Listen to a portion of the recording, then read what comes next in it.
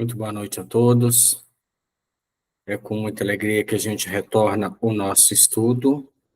E para darmos início ao nosso trabalho, nós vamos iniciar com a nossa prece, pedindo ao nosso Senhor Jesus Cristo que nos abençoe, que nos dê muita paz, muita tranquilidade, para que a gente possa compreender um pouco mais dessa proposta que é estudar a mediunidade.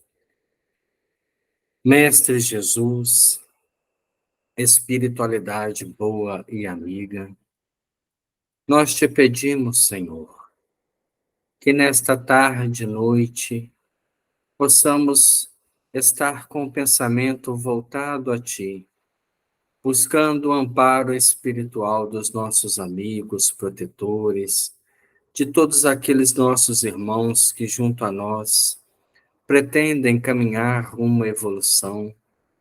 E pedimos, Senhor, que possamos compreender um pouco mais a dinâmica do processo da mediunidade. Que possamos entender de fato como ocorre todos os caminhos que nos levam à comunicação natural com os espíritos, e possamos também explorar estes caminhos através de um estudo que nos dê bastante base e compreensão para alcançarmos o entendimento necessário que o trabalho mediúnico espera, aguarda, necessita no papel de cada médium. Abençoe-nos, Senhor, dai-nos a tranquilidade, a compreensão e a paz, hoje e sempre. Que assim seja. Bom, nós chegamos ao capítulo 13 do estudo da obra Mecanismo da Mediunidade. E o capítulo 13 ele tem um título interessante, que é Fenômeno Hipnótico Indiscriminado. Desde já eu peço desculpa pelo estado, de resfriado, alérgico, mas isso é secundário. O importante é fixarmos a mensagem. O que é um fenômeno hipnótico, né? Quando a gente fala em hipnotismo, hipnoterapia, é uma ação, é uma ferramenta, né, de algumas especializações na área da psicologia, da parapsicologia e também da medicina, que conseguem convergir os pensamentos, a vibração daquela mente a um determinado ponto, e este ponto, né, que está convergido faz com que a mente não disperse, com que ela se sinta totalmente envolvida por aquela vibração e deixe-se comandar por aquela vibração. Talvez isso soe para nós um tanto quanto que folclórico, porque o que nós temos de ideia quanto a hipnotismo, senão as apresentações dos palcos, mas é uma ciência que envolve desde as concepções mais naturais da criação divina, porque, na verdade, nós temos animais que têm esse dom hipnótico, como as serpentes, que, de certa forma, criam, né, nas suas vítimas, uma paralisação através da projeção da sua vibração, da sua natureza, e isso está inerente à sua formação. Também nós, seres humanos, temos essa mesma capacidade. Já viu quando um orador fala e as pessoas ficam presas àquela proposta? O pensamento não diverge, não viaja, quer cada vez mais entrar naquele campo, naquele mundo. É um processo hipnótico natural. Uma mente, por algum espaço de tempo, ela coordena aqueles pensamentos, ela mantém aqueles pensamentos dentro de uma proposta para alcançar algum tipo de objetivo. Nós vemos isso, por exemplo, quando estamos fazendo um curso, quando estamos numa sala de aula, onde a gente busca ter foco na aprendizagem. E quando estamos tendo foco naquela proposta que o professor está ministrando, na explicação de uma disciplina nova, nós estamos bloqueando as atenções de diversos outros caminhos, ideias e preocupações para convergir para aquela proposta. E aí estamos dentro de um fenômeno hipnótico natural. Quando Perdão, nós estamos num processo de educação no lar, conversando com alguém, convertendo uma ideia, implementando a nossa forma de pensar sobre a capacidade de raciocinar de alguma pessoa. Nós estamos dentro de um fenômeno hipnótico que pode ser temporário, como pode ser profundo. Algumas pessoas se entregam totalmente a uma ideia e depois não conseguem mais agir diferente daquela ideia. Assim foram seitas suicidas no passado, que convenceram os seus participantes que o suicídio era o único caminho para aquele momento. E acreditando naquela proposta a tal ponto de bloquear todos os outros caminhos, todas as outras reflexões, todas as outras ideias, essas pessoas se entregaram em holocausto pelo fenômeno hipnótico natural. Então, o hipnotismo ele está diluído, né, na nossa sociedade, ele está diluído nos nossos costumes, na nossa interação mente a mente constantemente. Um processo obsessivo é um processo hipnótico onde o obsessor, aos poucos, começa a seduzir a mente, os valores, o comportamento do obsidiado, que, a princípio, colocou seus pensamentos dentro daquele campo, seja de vingança ou de ação, numa forma de expressão negativa. E à medida que ele vai sendo, né, que ele vai cedendo, a obsessão tende a crescer dos processos mais simples ao processo da fascinação mais complexa. Quando nós estamos nos convertendo ao bem, é um processo hipnótico. Quando nós estamos cedendo ao mal, é um processo hipnótico.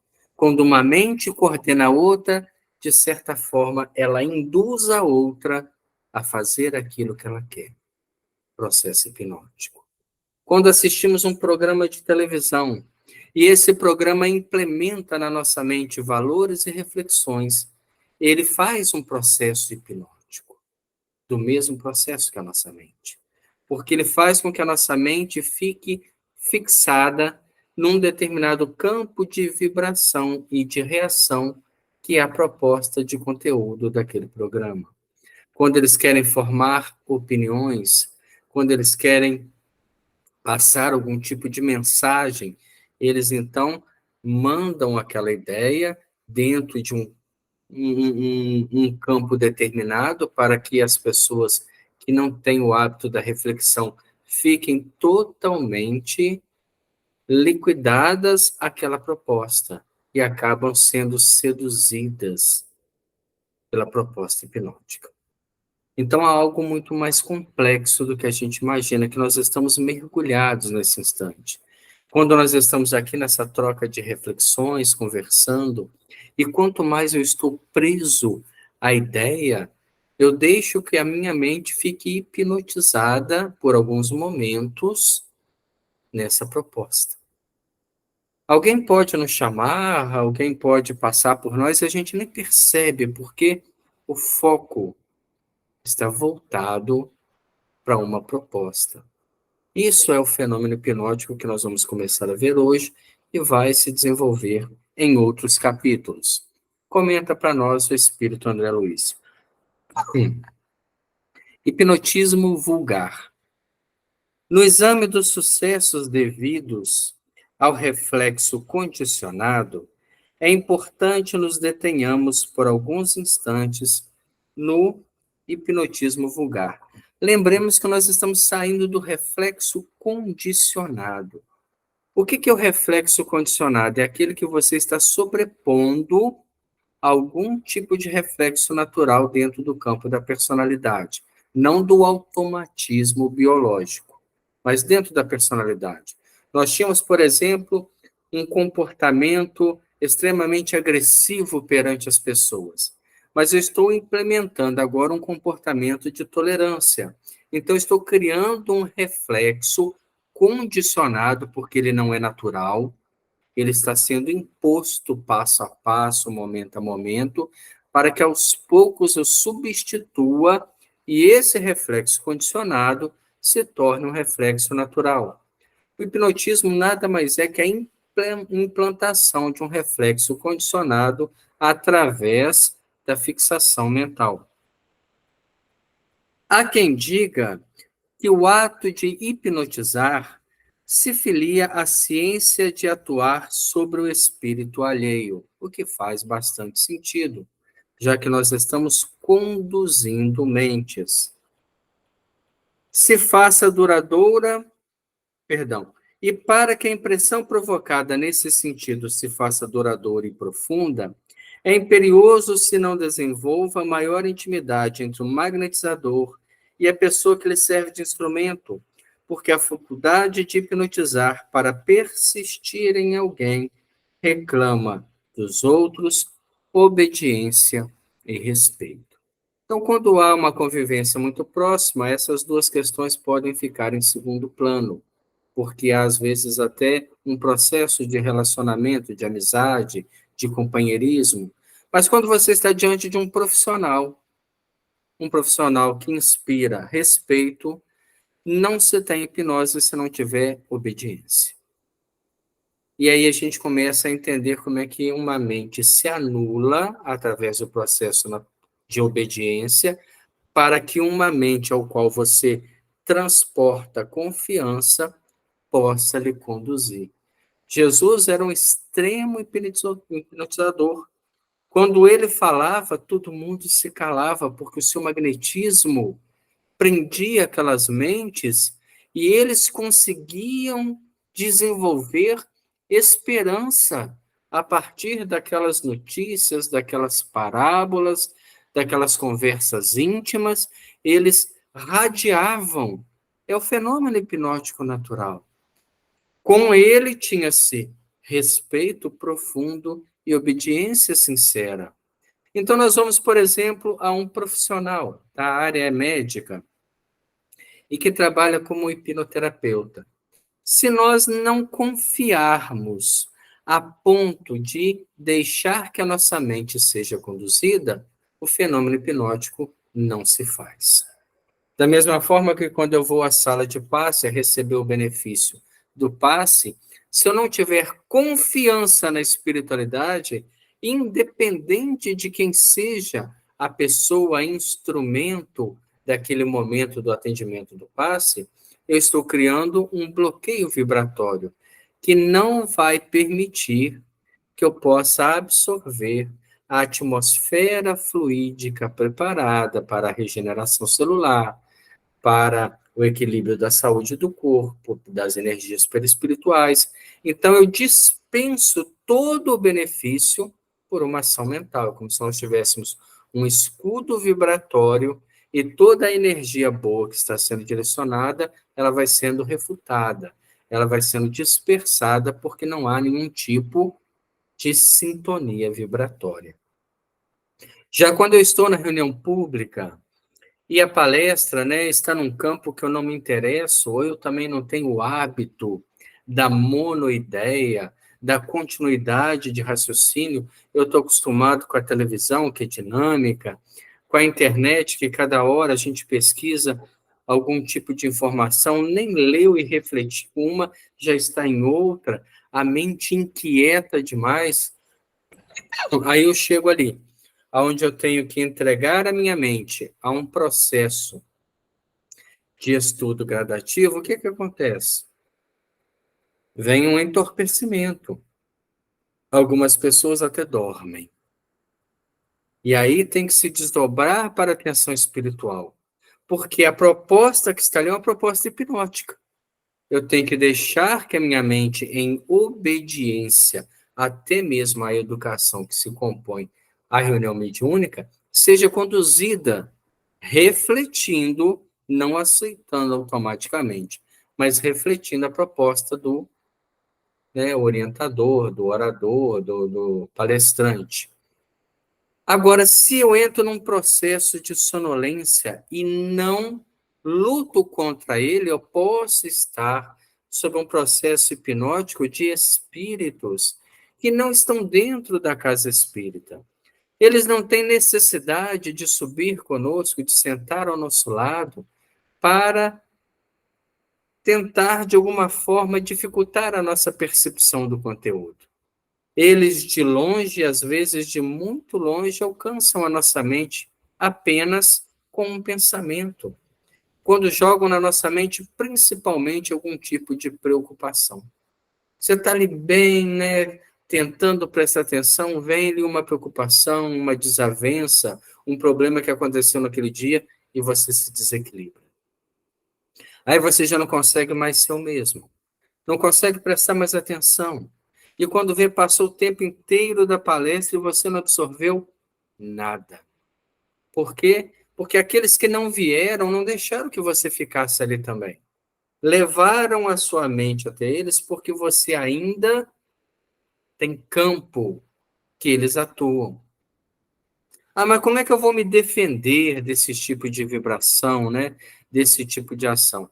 Vem o pensamento da desavença e a gente fala assim, realmente, não devia ter agido dessa forma, mas agora eu não posso fazer mais nada.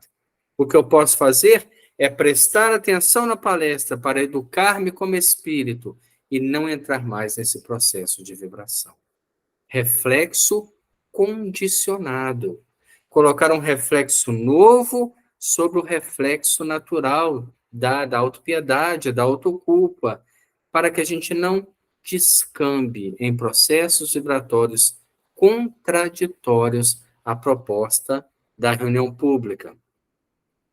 Se é assim na reunião pública, se é assim na sala de passe, o trabalho da mediunidade não é diferente, porque eu estando ali dentro do trabalho mediúnico, nós vamos estar sob o fenômeno hipnótico das mentes que ali estão. Então, o mentor espiritual, ele coordena todos os outros mentores e também os médiuns que serão intermediários, assim como os passistas, como os orientadores, todos vão estar sob o seu comando mental. E como é que eu sei que eu estou sob o comando mental daquele espírito? Quando eu estou integrado ao processo de trabalho. Se, de alguma forma, eu estou ali dentro e meu pensamento foge, e eu não consigo participar, e eu fico inquieto, ou eu entro num processo de entorpecimento, venha dormir no processo mediúnico, eu estou num processo contraditório à proposta da reunião mediúnica. Eu preciso ou me reequilibrar com urgência, ou até mesmo ser afastado dos trabalhos, para não conturbar mais um trabalho que é extremamente delicado. Por isso, a educação mental, ela não se faz apenas durante o processo que eu estou dentro da casa espírita. Ela é um processo para a vida, para os nossos relacionamentos, para o nosso trabalho, para a nossa moral, quando estamos nós com o nosso mundo íntimo sozinhos. Ali está o nosso processo moral. Ali nós nos reconhecemos o que é importante, o que não é, o que é de valor, o que não é, os pensamentos que alimentamos. E é nesse momento que eu me reconheço, vejo os meus reflexos que ainda são naturais e começo, através da minha própria mente, numa auto-hipnose, implementar pensamentos e reflexos novos. Reparemos o fenômeno hipnótico na sua feição mais simples, a evidenciar-se muita vez em espetáculos públicos menos edificantes. Aquilo que a gente tem notícia do hipnotismo, né? Para o divertimento das massas. O operador pede silêncio. E, para observar quais pessoas mais suscetíveis de receber-lhe a influenciação, roga que todos os presentes fixem determinado objeto ou local, proibindo perturbação e gracejo. Ali ele começa a fazer uma seleção para saber quais mentes estão lhe obedecendo, estão lhe credenciando respeito. Esses dois princípios, essas duas atitudes, já promovem a pessoa a ser um potencial hipnotizado. Observemos aqui a operação inicial do circuito fechado. Aí a gente lembra do circuito fechado que a gente viu lá nos capítulos anteriores, aonde a gente liga a lâmpada, né? Aperta o interruptor e fecha-se um circuito que passa a ter um efeito que é a lâmpada acesa, a claridade. Por isso que o nome é interruptor de circuito fechado. Quando ele está desligado, estou interrompendo a passagem dos elétrons e vai fazer o efeito de acender a luz. Naquele momento, quando ele consegue fazer com que uma mente lhe obedeça, aceite a sua sugestão, entregue-se confiante à proposta, ele estabelece esse circuito fechado, onde a desatenção, a desobediência, o desrespeito à sua autoridade momentânea pode fazer o papel do interruptor e cortar o efeito da corrente de circuito fechado. Exteriorizando-se em mais rigoroso regime de ação e reação sobre si mesmo, a corrente mental dos assistentes, capazes de entrar em sintonia com o toque de indução do hipnotizador, passa a absorver-lhes os agentes mentais, predispondo-se a executar as suas ordens. Então, apesar dele não indicar esses processos, ele está nos explicando o que é um domínio de uma mente sobre outra mente, né? Ele coloca para nós, exteriorizando-se em mais rigoroso regime de ação e reação sobre si mesma, a corrente mental dos assistentes, capazes de entrar em sintonia com ele no seu toque de indução hipnotizador, passa a absorver-lhes os agentes mentais dele, predispondo a executar-lhe as ordens. Imagina se a gente está num campo de guerra. O general reúne os seus soldados e, naquele momento, ele exerce esse papel de hipnotizador. Ele vai dar as ordens, e por fidelidade, por hierarquia militar, por questão de poder, todos ali estão submissos àquela ordem. Então, se entregam àquela proposta cegamente. É o fenômeno hipnótico. Aí a gente fala assim, mas eu posso desistir. Eu posso. Mas com o passar do tempo, quanto mais eu me manter nesse processo de respeito à indução que eu tenho, eu vou me tornando mais suscetível ao processo hipnótico. Quanto menos eu refletir sobre uma proposta, mais eu tenho como verdade absoluta, sem olhar para os lados. Quanto mais a gente assiste um programa e fala, nossa, esse programa é uma porcaria, não tem nada de útil, mas eu não deixo de assistir, porque eu já estou completamente vinculado àquela proposta. E aos poucos, essas propostas começam a induzir-nos a agir de alguma forma que é a proposta de conteúdo que eles alimentam. Semelhantes pessoas não precisarão estar absolutamente coladas à região espacial em que se encontra a vontade que as magnetiza. E isso é muito complexo, a tal ponto que se aqui, aonde nós estamos hoje, a gente começa a alimentar um pensamento de violência, esse pensamento começa a se expandir e a trazer para si outras vibrações de violência que vão potencializar em nós reflexões. Então, quando ele explode, ele é a ação de uma pessoa alimentada por milhões de mentes violentas. Quando nós temos, por exemplo, o caso de um suicídio, e esse suicídio, ele influencia diversos outros que estão muito próximos, faltando às vezes a coragem do ato extremo negativo para romper com a própria vida. Aí fala assim, fulano ficou inspirado, mas é a questão da mente ligada àquelas mesmas correntes e deixando-se conduzir pela vazão dos pensamentos. Aí a gente começa a observar a questão da guerra. Nós temos países em guerra. O desdobramento daqueles atos são alimentados talvez por países e por pessoas que não estão participando diretamente, que não estão lá na frente de batalha, mas que jogam energia. Ah, tinha que matar esse homem, tinha que prender ele, tinha que exterminar os seus comparsas, e a gente está fazendo o quê? Um pacote mental de energia e vitalizando processos enfermiços. Da mesma forma, quando a gente alimenta ódio por determinada personalidade, crítica, azedume, julgamentos, né, precipitados, a gente está fazendo o quê? Uma convergência de energia, que vai potencializar em alguns que se candidatam a ser instrumentos do escândalo. Por isso, a questão do pensamento tem que ser preservada. Se eu não quero me contaminar com o mal, eu preciso atuar no bem.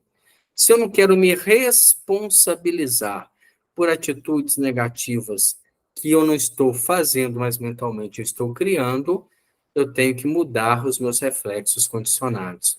Se para isso eu tenho que me privar de algumas induções mentais negativas, programas de televisão, páginas de internet, que não engrandecem o espírito e, pelo contrário, fazem ele ficar num limite de vibração da mediocridade do pensamento humano, são opções que a gente busca para o nosso melhor desenvolvimento, para o nosso melhor crescimento espiritual. Então, tem pessoa que fala, eu já não assisto televisão há mais de anos, mas, em compensação, não mudou o mundo íntimo em nada. Não é que a televisão esteja errada. Errado eu deixar que ela faça as minhas reflexões para a vida. Aí a gente vai na casa espírita, escuta o orador falar, falar, falar, não reflete, não pesquisa, não vê de onde foi as fontes e sai dali com aquilo ali como verdade. Nós temos ultimamente, né, um nível muito complicado de palestras, tá, na internet e também nas casas espíritas, de pessoas que não estão fundamentando seus estudos dentro da obra doutrinária. Escutou um orador falar, pessoas que são mais polêmicas, que levantam questões que não podem nem ser comprovadas, e levam isso para a reunião pública.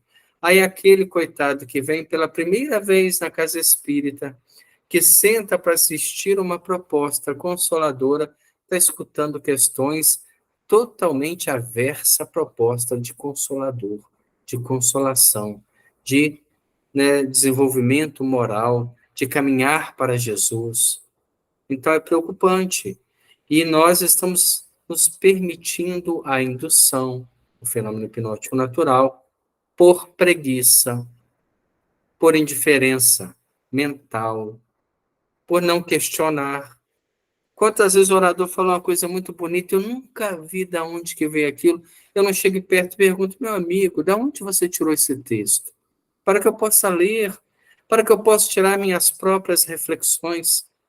E às vezes o orador nem gosta de ser questionado, porque ele também não tem nem a fonte de onde veio aquilo ali. Podem estar mesmo muito distanciadas, sofrendo-lhe a influência por meio de rádios, de gravações, da televisão, da mente. Da mente. Toda criatura suicida em potencial está sendo induzida por espíritos que moram nos vales profundos do sofrimento.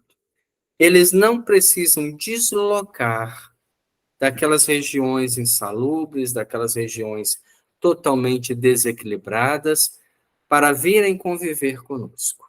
Não precisa.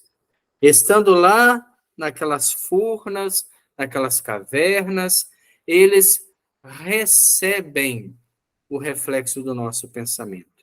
Quando começa a colocar o suicídio em pauta, em nível de oportunidade. E de lá, como nós jogamos um sinal, e eles captaram, eles enviam um sinal resposta, enriquecido com todas as torpezas das mentes daqueles que lá moram.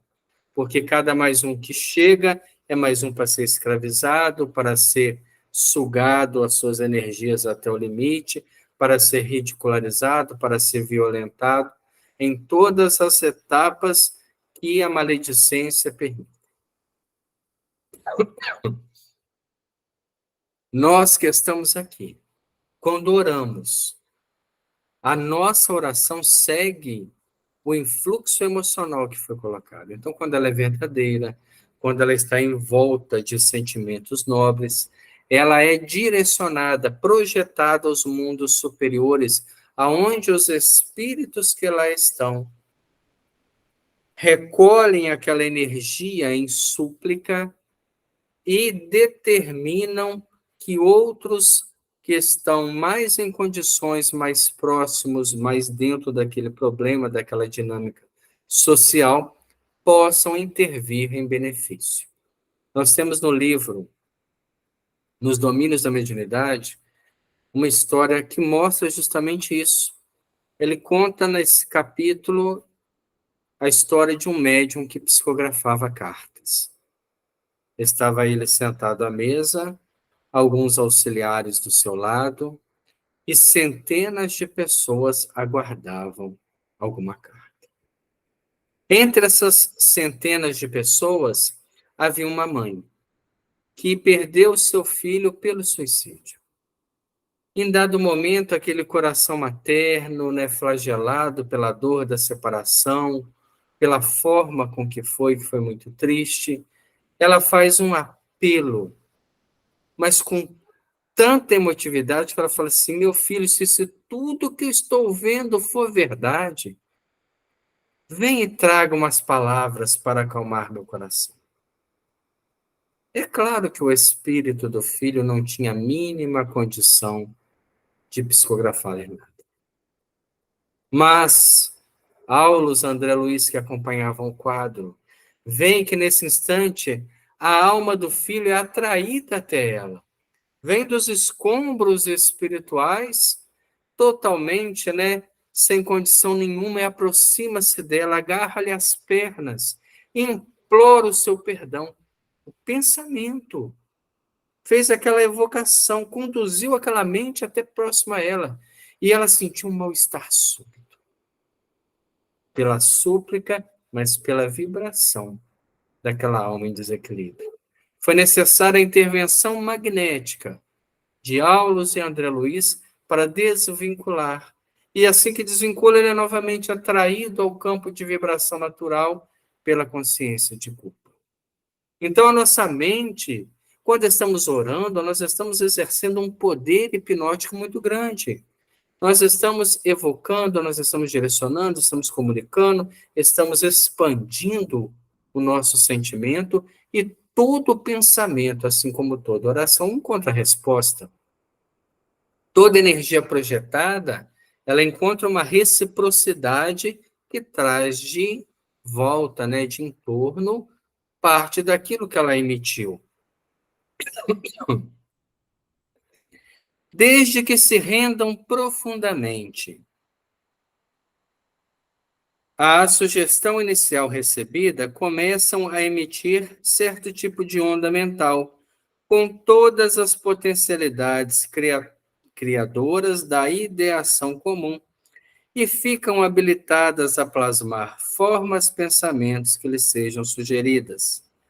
Formas essas que, estruturadas pelo movimento de ação dos princípios mentais exteriorizados, reagem sobre elas próprias, determinando os efeitos ou alucinações que lhes imprima a vontade ou a que se submetam. Então, quando nós estamos conduzindo uma mente, direcionando uma mente, ou nos deixando conduzir, seja por qual indutor que for, a palavra de alguém, o conselho, o programa de televisão, a notícia do rádio, a nossa mente começa a entrar em trabalho. Ela começa a produzir formas mentais.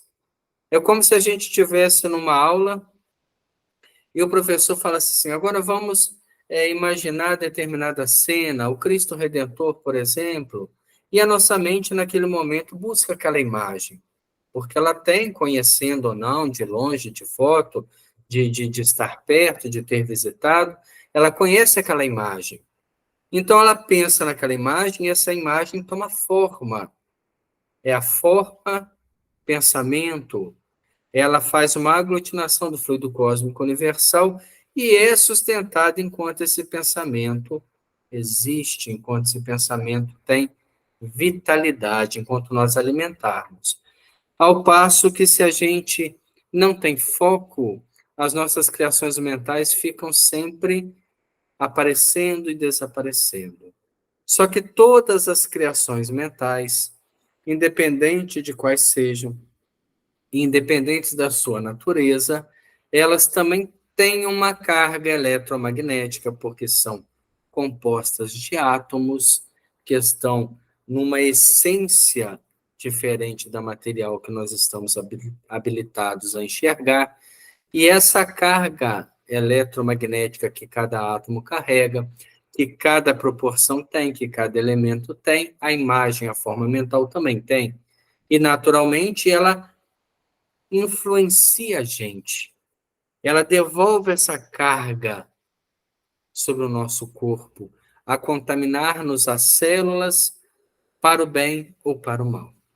Aí, por exemplo, um obsessor aproxima-se de determinada pessoa e começa a insuflar na sua insegurança, na sua dificuldade, na sua falta de crença, que ela tem consigo uma doença muito grave.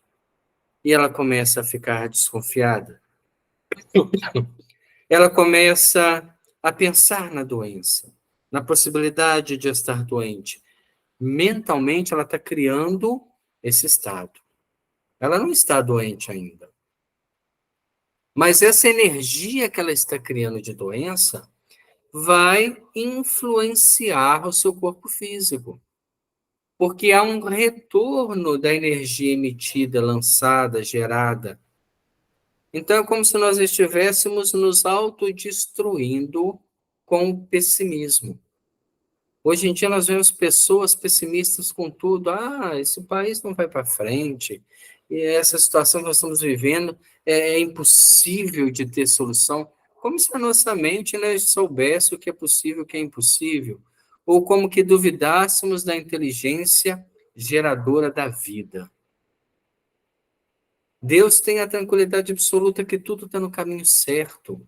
As escolhas, reescolhas e mudanças que se fazem são etapas de crescimento. Eu nunca posso pensar no mal, porque pensar no mal é gerar o mal, é criar o mal, é dar forma ao mal, é estimular o mal. Eu devo pensar no bem, acreditar no bem, como Jesus conversando com João no livro Boa Nova, na passagem da mulher adúltera, quando ele fala com João em todas as situações. Não só naquela que estava ali, do julgamento, do sofrimento, né, enquanto a hipocrisia caminhava impune, mas em todas, eu prefiro acreditar no bem, porque acreditando no bem, eu estou gerando bem, eu estou construindo bem, eu estou modificando a natureza espiritual do planeta no bem. Por que que a nossa natureza espiritual, a maioria, a maldade ainda é maior? Porque as pessoas acreditam apenas no mal e são conduzidas a manter o pensamento aí. Então, quando você fala assim, você precisa ser mais otimista. Como? Olha só a necessidade, a fome, a desavença. E qual o seu papel? O que você faz para diminuir? Tente fazer a sua parte, no limite da sua força, para que o pessimismo venha a ser diluído como um reflexo natural para o otimismo, reflexo condicionado, mostrando para as outras almas também a possibilidade da esperança, da fé, do crescimento, para que elas também possam vir nesse movimento de transformação social. Não adianta a gente fixar no mal. Ele já é evidente, ele já é uma realidade desde quando a sociedade se mostrou, né, tomou corpo. Só que agora é necessária uma mudança. Nós estamos cansando de permanecer na dificuldade. É hora da gente começar a mudar. É hora da gente fazer o papel do controle remoto. Se esse canal não me satisfaz mais, eu passo para um canal de uma proposta melhor. E esse canal de uma proposta melhor, com certeza, trará para mim reflexões mais saudáveis, para que eu alimente-me como espírito nessas reflexões e transforme as minhas atitudes a partir dessas reflexões. Cada pessoa que se levanta, a sociedade com ele se levanta. Imaginemos se tivéssemos um Paulo de Tarso, que por onde viajou depois da sua conversão, da sua profissão de fé, ele convergia as pessoas, porque elas viam nele tamanha fé, trabalho, esperança, dedicação, que elas falavam assim, não vale a pena. Por mais que se sofra, vale a pena. Porque a crença no Deus bom, no Deus justo, é real. A mensagem que nós temos desde os 10 mandamentos já passa de 4.000 anos. Nós não podemos ficar mais estacionados, esperando, empurrando com a barriga, né? Deixando a vida levar. Temos aí a perfeita conjunção de forças ondulatórias. Então, a partir do momento que se tenha um indutor, seja ele um aparelho eletrodoméstico, como a televisão, o rádio, o celular, o smartphone, seja a conversa de uma pessoa. Se você não estiver vacinado com o bem, você se contamina com o mal. Se você não tiver uma fé raciocinada, você desanima de ser cristão.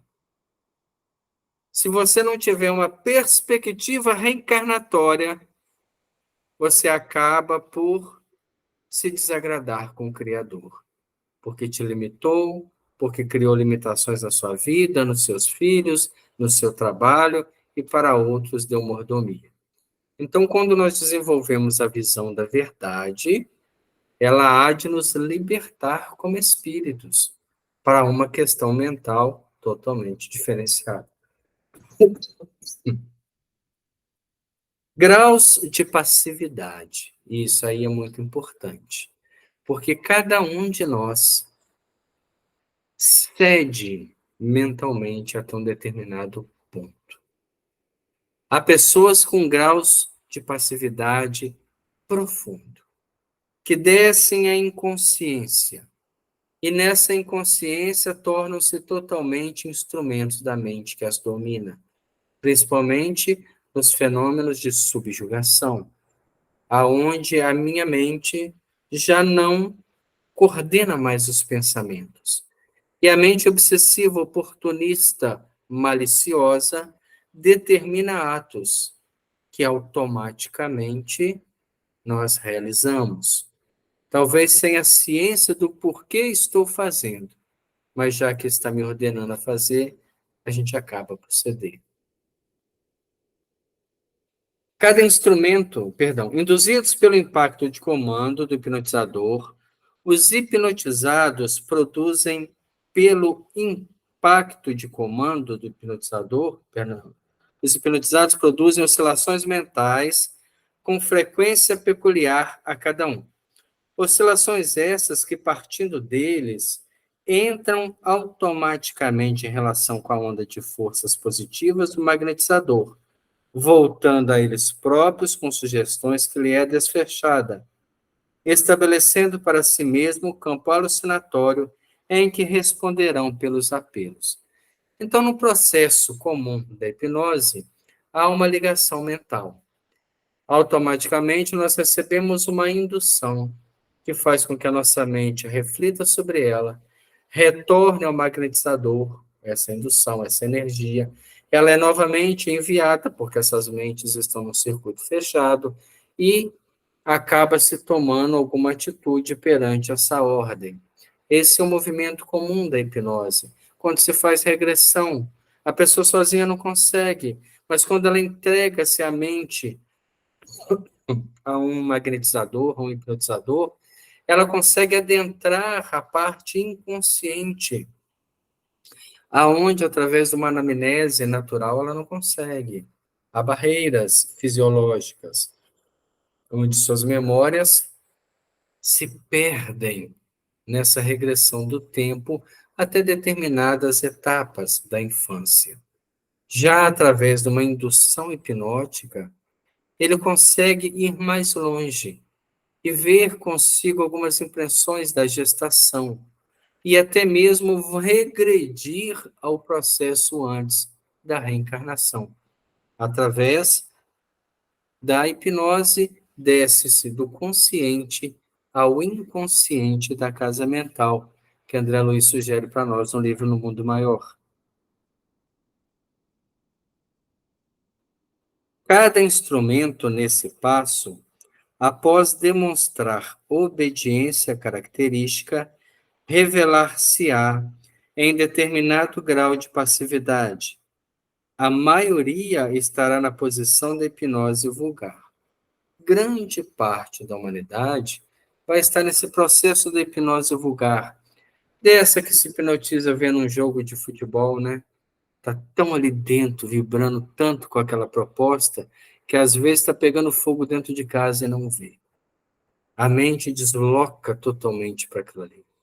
Não tem reações. Alguém lhe chama pelo nome, bate a porta, toca a campainha, mas ele não escuta, porque ele está hipnotizado por aquela proposta.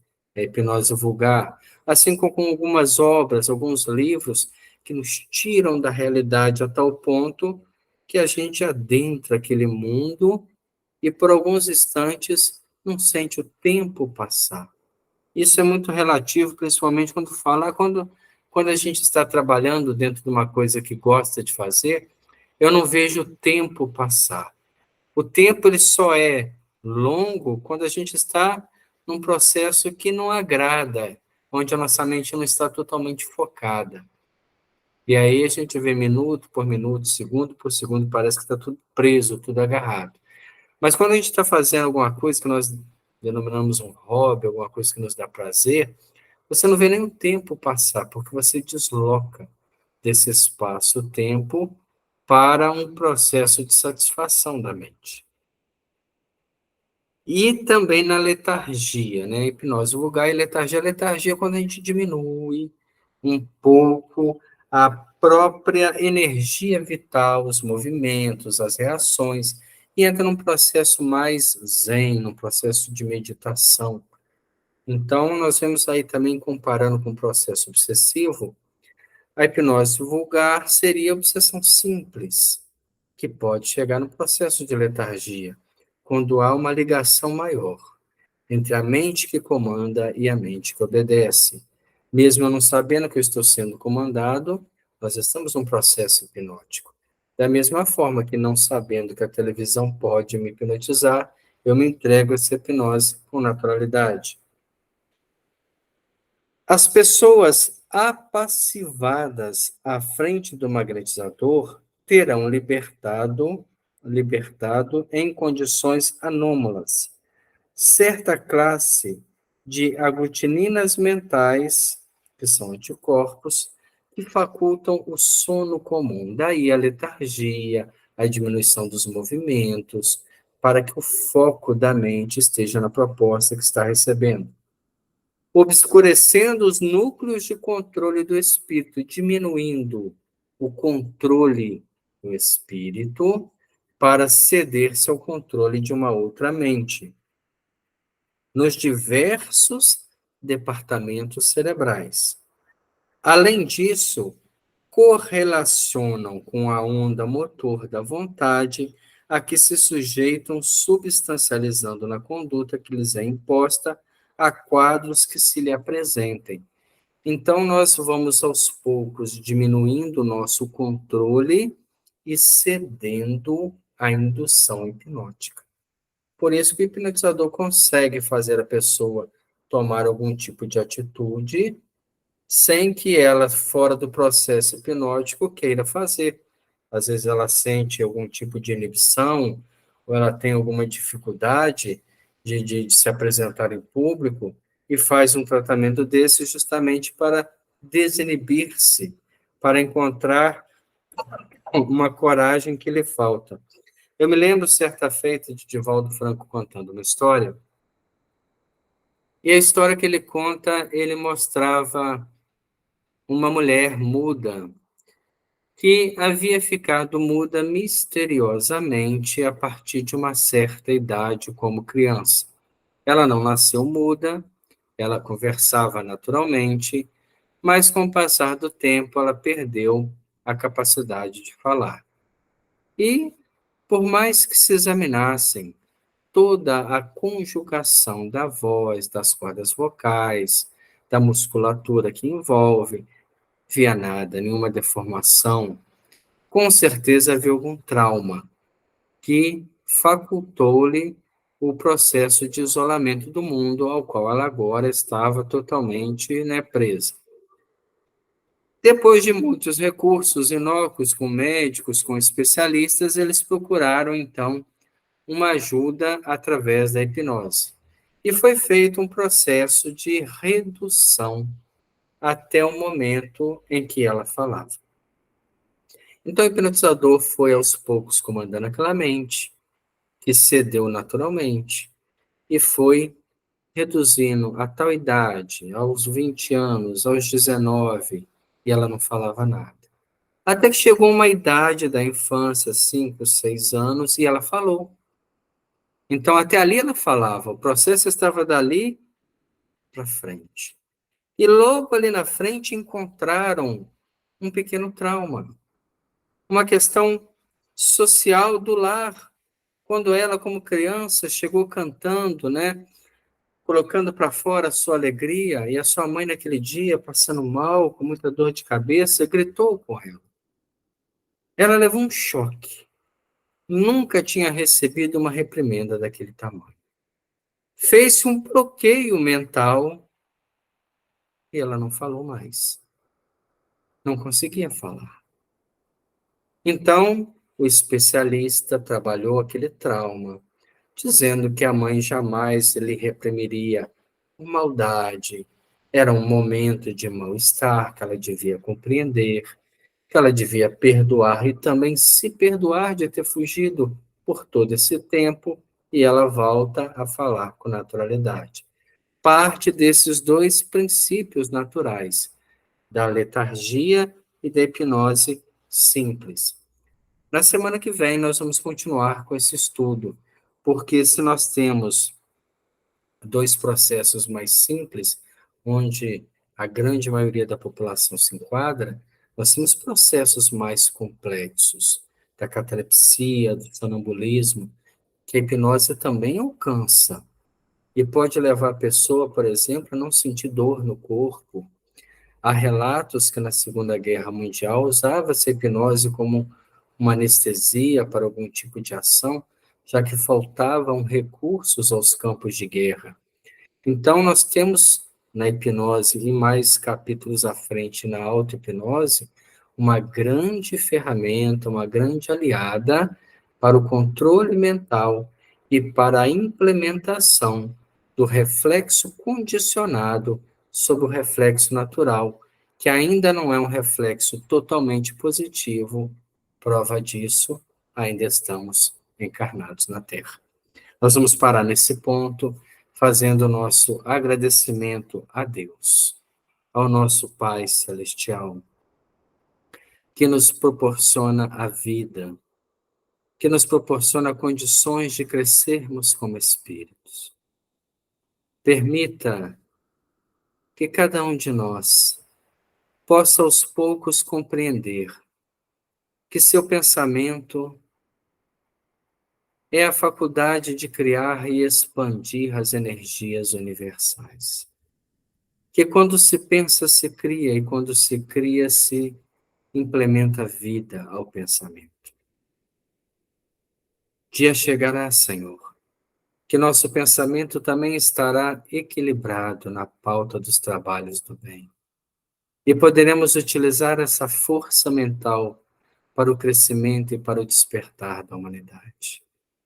Nesse instante em que encerramos as nossas atividades desta semana, nós focalizamos o lar cristão Paulo de Tarso. Direcionamos o nosso pensamento a todos os nossos companheiros que lá estão, para que recebam também, através dessa energia hipnótica natural, o passe reconfortador, a reflexão sobre a vida, acalmando-lhe os estados emocionais, os estados íntimos, o medo da morte, a dor da solidão, do desamparo. Todos estão com Jesus. A instituição é um lar iluminado, onde essas almas encontram aos poucos o caminho da redenção. Permita, Senhor Jesus, que os benfeitores espirituais visitem toda a instituição e possam limpar todo o ambiente das formas mentais negativas, criando a esperança, o bem-estar, as atitudes no bem, o pensamento no mundo melhor. Obrigado por mais este dia, por mais essa semana, que possamos continuar o nosso trabalho de reeducação mental para crescermos para Jesus.